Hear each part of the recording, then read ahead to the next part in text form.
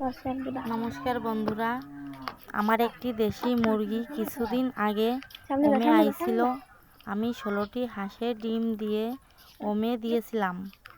আমরা গ্রামের মানুষ তাওয়া বা কুচে দেওয়াকে ওমে দেওয়া বলি। এখন দেখা যাক বাচ্চা ফুটে বেরোইছে কিনা।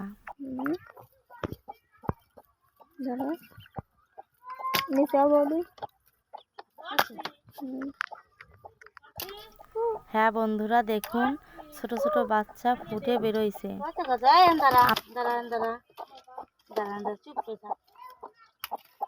আমি আশা করি নাই এতগুলো বাচ্চা বেরোবে।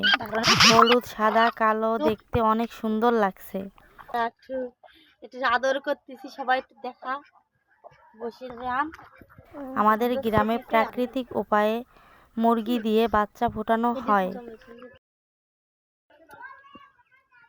আপনারা চাইলে চেষ্টা করতে পারেন।